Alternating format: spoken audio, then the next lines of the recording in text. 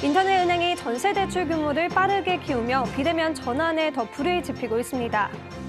정부가 일부 규제 지역을 해제하기로 결정하며 시장에 훈풍이 불 거란 예측과 또 영향에 미비할 거란 시각이 엇갈리고 있습니다. 공사가 중단됐던 둔촌주공이 공사비 문제가 일단락되며 청신호가 켜졌습니다. 하지만 또다시 공사 재개 시점을 두고 입장 차이를 겪고 있습니다. 최근 한국형 발사체 누리호 프로젝트가 성공적으로 끝마치며 우주산업이 주목받고 있습니다. 오늘 이슈플러스에선 우리나라 우주항공 산업에 대해 김세종 한국산업기술시험 원장과 이야기 나눠봤습니다. 센 경제 라이브 출발합니다.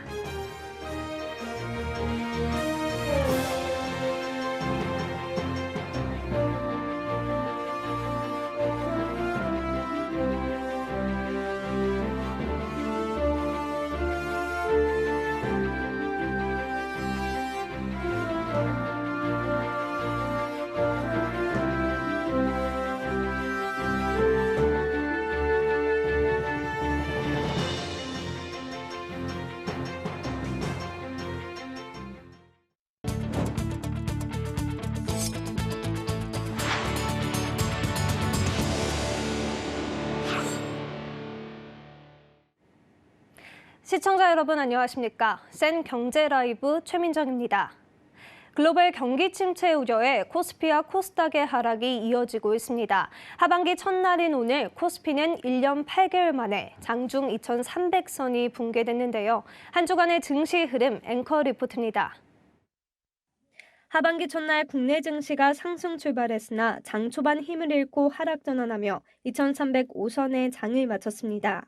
현지 시간 30일 미 상무부에서 발표한 5월 PCE 물가지수 하락에도 인플레이션 피크아웃 불확실성이 커지며 투자자들의 투자 심리를 위축시킨 것으로 풀이됩니다.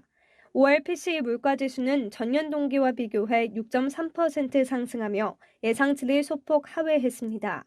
증권업계는 PCE 물가지수가 둔화세를 보이고 있긴 하지만 여전한 인플레이션 부담이 소비자들의 소비 지출을 둔화시켜 기업들의 실적 부진을 유발시킬 수 있다고 설명했습니다. 이에 코스피는 한 주간 2.59% 내린 2,305.41포인트에 코스닥은 2.78% 내린 729.46포인트에 거래를 마쳤습니다. 한 주간 수급 동향을 살펴보면 코스피는 개인이 매수한 가운데 외국인과 기관이 매도했고 코스닥 역시 개인만이 매수, 외국인과 기관이 매도한 것으로 나타났습니다. 이번 주 증시에선 에코프로비엠과 LNF 등 2차 전지 관련주가 일제히 약세를 보였습니다. LG에너지솔루션이 미국 애리조나주 배터리 단독 공장 건설에 대한 투자 계획을 전면 재검토하기로 하면서 2차 전지 관련주 전반에 대한 투자 심리가 악화된 겁니다. 증권업계는 무역수지 적자와 성장률 하방 압력이 확대되는 만큼 단기간에 외국인 자금 수급이 회복되긴 어려울 것이라고 전망하며 적극적인 신규 시장 진입은 지양해야 한다고 조언했습니다. 서울경제TV 최민정입니다. 치솟은 금리의 주택담보대출 시장은 얼어붙고 있지만 실수요자 위주인 전세대출 수요는 꾸준한데요. 특히 인터넷은행들이 젊은 세대를 중심으로 빠르게 보폭을 넓히고 있어 기존 은행들은 촉각을 곤두세우고 있습니다. 보도에 김미현 기자입니다. 인터넷은행들이 전세대출 파이를 키우는 데 박차를 가하고 있습니다. K뱅크가 지난해 9월 출시한 전세대출은 5월 기준 누적 취급액 약 8천억 원을 돌파했습니다. 출시 2달 새 1,000억 원, 6달 새 5천억 원을 넘어서며 빠르게 규모가 커졌습니다. 카카오뱅크 전세 대출 공급액도 2019년 말 2조 7,520억 원에서 올해 1분기 말 13조 6천억 원으로 4년간 5배 이상 성장했습니다. 이 중 청년 전월세 보증금 대출은 출시 이후 1년 만에 공급액이 3배 이상 증가했습니다. 이에 질세라 인터넷은행 막내 토스뱅크도 최근 전세대출 시장 진출을 예고하는 등 경쟁에 불을 붙였습니다. 인터넷은행 전세대출은 100% 비대면으로 편리함을 강화하고 시중은행보다 저렴한 금리를 앞세운 것이 특징입니다. 원래 인터넷은행의 출발 자체가 원가 이제 비용을 줄여서 그 경쟁력을 키운다는 건데 보통 인터넷은행들이 그러니까 예금금리 높고 대출금리는 더 낮게 그거 해줄 수 있으면 뭐 사실 소비자에 좋은 거 아니겠습니까? 오는 8월부턴 계약갱신 청구권 영향으로 급증한 전세 보증금을 마련하기 위해 대출을 받으려는 수요도 늘어날 것으로 보여 전세 대출 고객 잡기 경쟁은 더 가속할 전망입니다. 특히 인터넷은행은 모바일 익숙한 젊은 세대를 중심으로 파일을 확대해 나간다는 전략입니다. K뱅크의 올 1분기 기준 전세 대출 고객의 82% 이상은 2030 고객이었으며 카카오뱅크도 이 비중이 약 70%에 달했습니다. 편리함과 실용성을 바탕으로 인터넷은행들이 MZ세대를 공략해 시장에서 빠르게 존재감을 키워가고 있습니다. 서울경제TV 김미연입니다. LG전자와 세계 3위 자동차 부품 회사이자 캐나다의 전장 회사인 마그나 인터내셔널의 전장 사업 합작사 LG 마그나 이파워트레인이 출범 1주년을 맞았습니다. LG 마그나는 1년 전 오늘 LG전자 이사회의 결의로 LG전자 자동차 부품 사업 본부 내 그린 사업 일부가 물적 분할로 독립하면서 출범했습니다. 지분은 LG전자와 마그나가 각각 51대 49로 마그나는 합작사의 지분 49%를 4억 5,300만 달러에 인수했습니다. 차량용 반도체 부족 장기화와 공급망 대란 등 대외 경영 환경 악화 속에서도 LG 마그나는 해외 생산 기지를 확장하며 투자를 이어갔고 이를 기반으로 탄탄한 매출 성장을 거뒀습니다. LG 마그나는 신규 거래선 확보와 양산 안정화를 통해 수익성 개선에 집중한다는 계획입니다. 정부가 대구를 비롯해 일부 규제 지역을 해제하겠다는 방침을 내놨습니다. 침체됐던 지방 부동산 시장이 활기를 되찾을 거란 기대감과 함께 제도 보완이 뒷받침돼야 한다는 아쉬운 목소리도 나오고 있습니다. 보도에 설석용 기자입니다. 정부가 전국 규제 지역 일부를 해제하기로 결정한 가운데 시장에선 활기를 되찾을 거란 전망들이 나오고 있습니다. 최근 미분양 사태가 속출한 대구와 대전 지역을 비롯해 정부가 이번에 규제 지역 해제 방침을 밝힌 곳은 총 17개 지역. 부동산 관련 고강도 규제로 인해 거래 급감 등 침체기를 겪고 있던 지방 부동산 경기를 살리기 위한 정부의 특단의 조치입니다.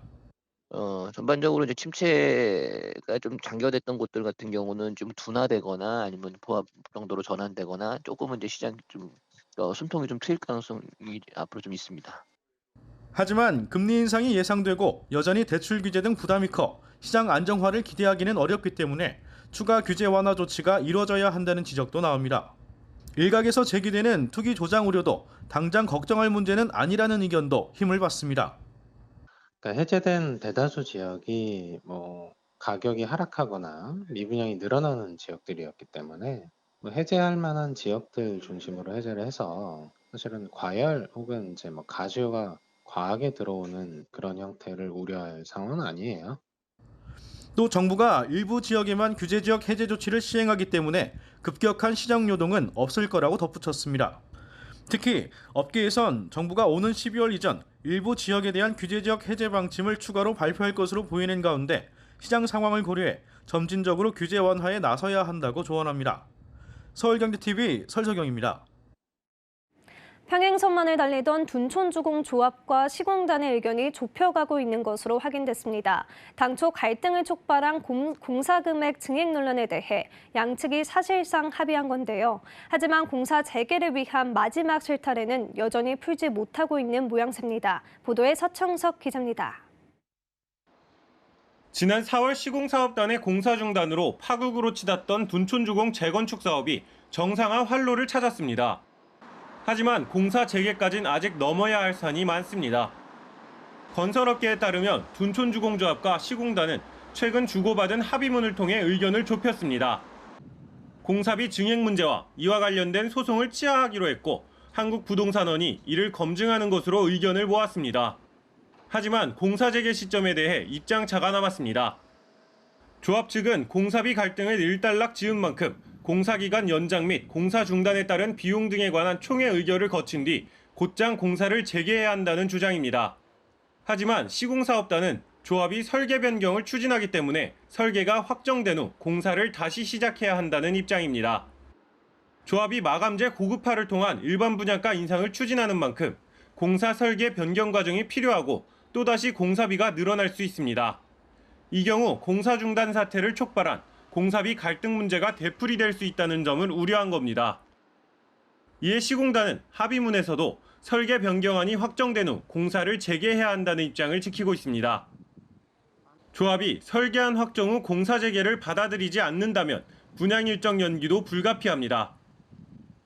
조합은 사업계획 승인을 설계 변경 후 다시 받는다는 입장이지만 설계 변경으로 분양가 상한제 심사 내용에 변동 항목이 생기게 되면 이 경우 심의를 다시 받아야 하는 등 사업이 지연될 수밖에 없습니다. 또 다른 변수는 현 조합장 해임을 추진하는 둔촌주공조합 정상화위원회입니다. 정상위는 오는 8월 중 조합장 해임 총회를 개최하고 10월 새 집행부를 구성해 11월에는 공사재개 총회를 개최한다는 계획을 밝혀 사업이 또 다른 국면으로 넘어갈 가능성도 있습니다. 서울경제TV 서청석입니다. 단순 가공식품 부가가치세 한시적 면제 조치에 발맞춰 대형마트 업계가 할인 행사를 시작합니다. 정부는 오늘부터 물가 안정을 위해 수입 돈육, 밀가루, 대두유 등의 할당 관세를 적용하고 김치, 장류, 커피 등의 부가가치세 10%를 면제합니다. 이마트와 롯데마트는 부가세 면제 대상 상품 가격을 10% 인하하고 물가 안정 정책에 동참하는 의미에서 오는 13일까지 장류와 김치, 젓갈 등을 최대 반값에 판매합니다. 대상 상품 수는 각각 이마트 500여 개, 롯데마트 350여 개에 다릅니다. 할당 관세 0%가 적용되는 수입 돼지고기 할인 행사도 함께 실시합니다. 이마트는 오는 2일까지 30%, 롯데마트는 6일까지 20% 할인 판매에 나섭니다.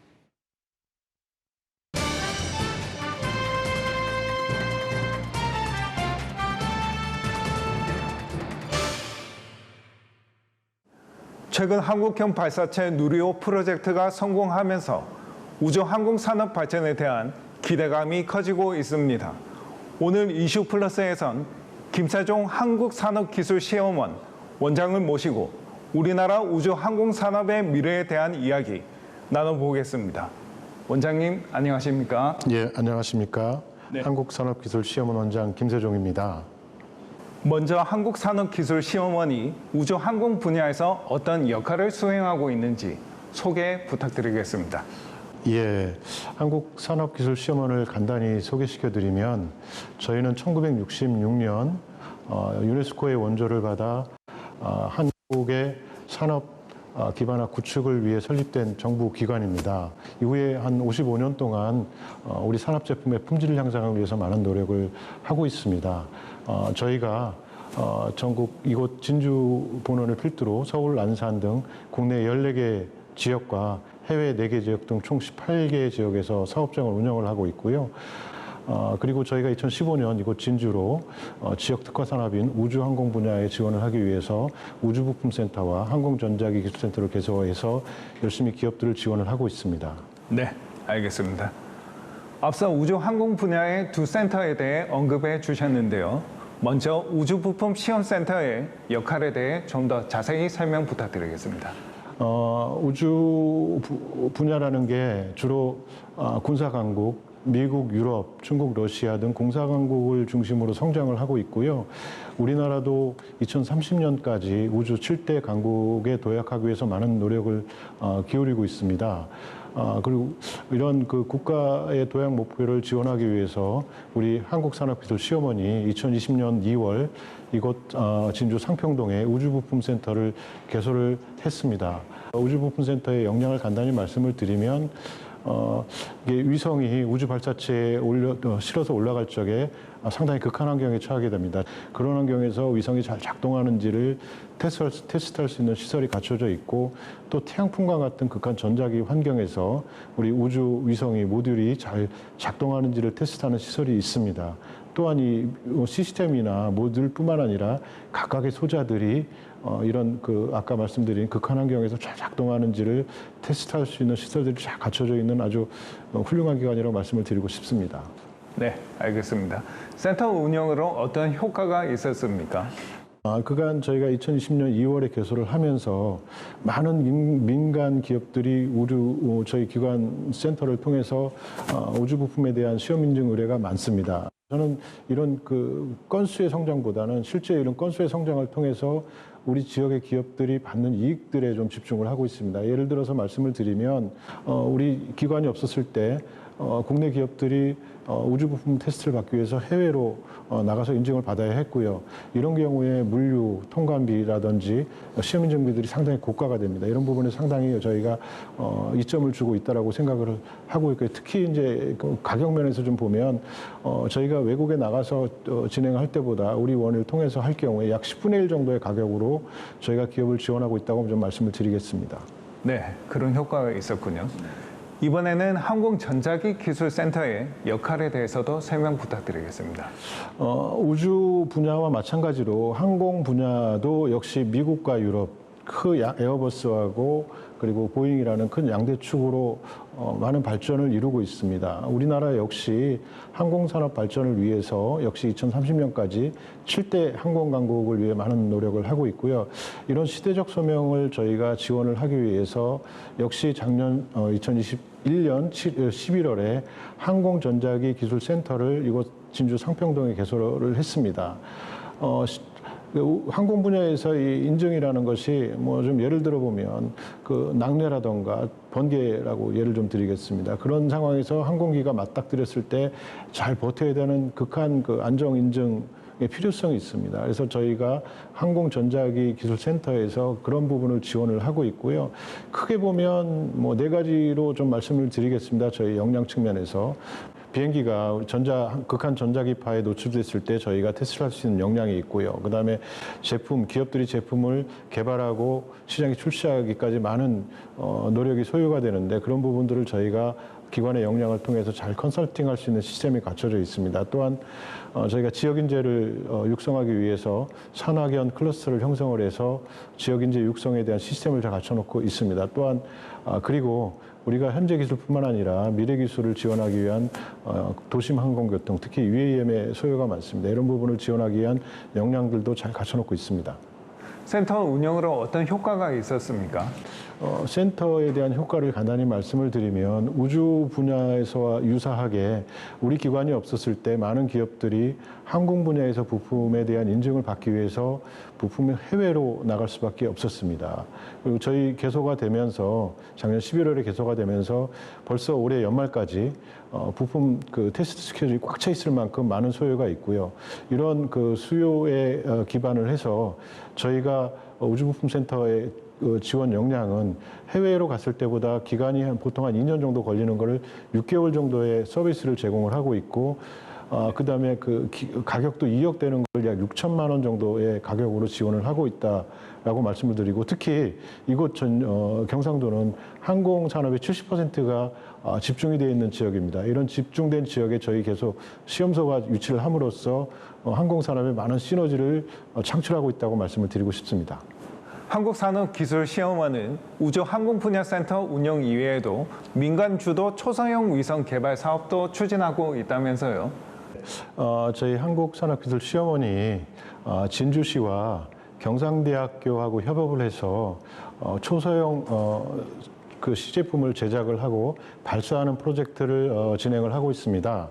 간단히 제가 이 초소형 이 모델을 가지고 왔습니다. 이게 10cm 블록을 2개 연결한 정도의 크기가 되겠고요. 이것들이 실제 우주 환경에 올라가서 큰 해상도는 보이지 않습니다만 실제 작동을 하는 데까지의 검증을 하는 프로젝트가 되겠습니다. 특히 저희가 이거에 대한 효과를 좀 말씀을 드리면 진주시는 실제 초소형 위성을 실제 제작해 본다는 지자체 처음으로 그러한 의미를 가질 수 있겠고요.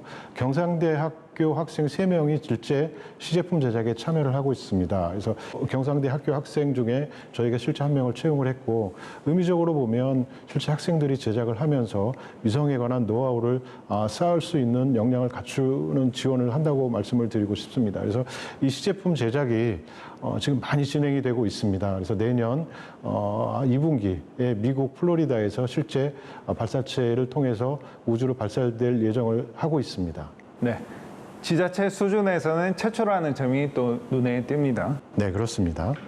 민간 주도 뉴 스페이스 시대를 맞이하고 있는데요. 한국산업기술시험원은 우주 산업 발전을 위해 어떤 방향으로 나아갈 계획이신가요?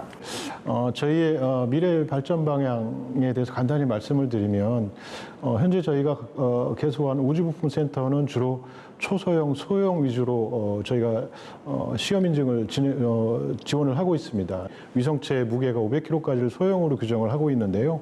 저희 원의 역량은 현재 약 100kg 정도의 위성을 지원하는 데 초점을 맞추고 있습니다. 그래서 저희 위성 분야에서 발전 방향은 적어도 500kg까지의 위성을 테스트할 수 있는 시설을 좀 갖춰야 되겠다는 방향 목표를 설정을 했고요. 항공 분야에서 보면 저희가 상당히 그 큰 소형 항공기까지 들어가서 시험할 수 있는 역량을 갖추고 있습니다. 근데 이런 부분들이 실제 항공 분야뿐만 아니라 함선 분야에서도 상당히 큰 장비들이 많습니다. 그런 분야에서 전자파 시험 인증을 진행을 할 수 있는 역량이 있습니다. 그래서 이런 부분들이 굳이 항공에만 국한하지 않고 다른 분야라 하더라도 대형 기기들에 대한 시설을 저희가 지원하겠다는 발전 방향을 가지고 있고요. 특히 아까 말씀드린 미래 항공 분야인 UAM 분야에서는 많은 연구 역량이 필요합니다. 이런 연구 역량을 잘 갖출 수 있는 저희가 역량의 향상 증진에도 노력을 하겠다는 말씀을 좀 드리겠습니다. 네. 이번 누리호 발사 성공을 계기로 우리나라가 우주 강국으로 거듭나길 기대해 보겠습니다. 오늘 좋은 말씀 감사합니다. 네, 감사합니다.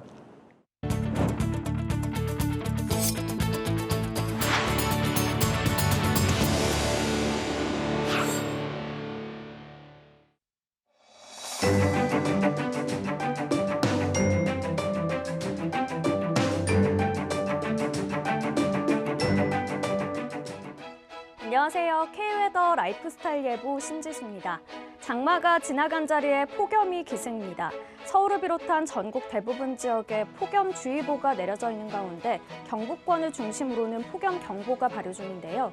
주말인 내일 오늘보다 극심한 더위가 찾아옵니다. 내일 서울 한낮 기온 34도, 대전과 광주 35도, 대구는 36도까지 치솟으면서 더위가 맹위를 떨치겠습니다.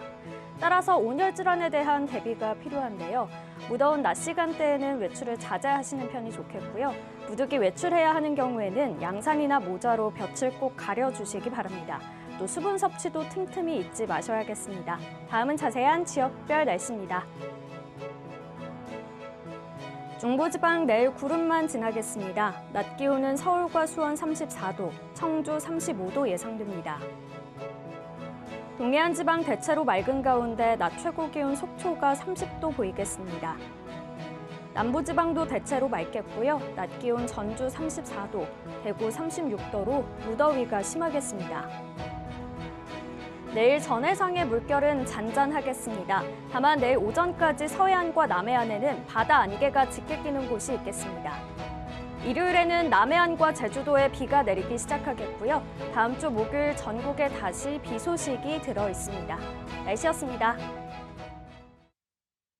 경제 라이브 저희가 준비한 소식은 여기까지입니다. 시청해주신 여러분 고맙습니다.